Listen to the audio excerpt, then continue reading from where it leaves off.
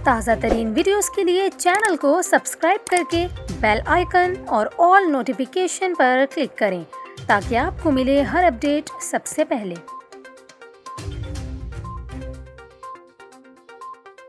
और यहाँ पर आपको कराची से तशवीशनाक खबर दें। कराची के इलाके 3 हट्टी पर गुज़िश्ता दिनों झुग्गियों में आग लगाए जाने का इंकशाफ हुआ है। SSP सेंट्रल मलिक मुर्तज़ा ने चंद दिन कबल 3 हट्टी की झुग्गियों में लगी आग का मुअम्मा हल कर दिया।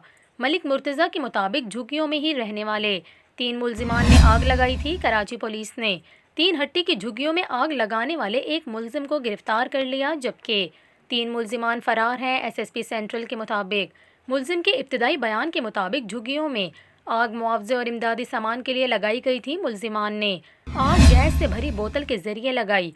SSP सेंट्रल के मुताबिक फरार मुल्जिमान की गिरफ्तारी के लिए कार्रवाई की जा रही है। वाक़े का मुकदमा 4 मुल्जिमान के खिलाफ सुपरमार्केट थाने में दर्ज है। वाज़ेह है कि कुछ रोज़ कबल 3 हट्टी के करीब झुग्गियों में आतिश ज़दगी से कई झुग्गियाँ जलकर खाकस्तर हो गई थीं।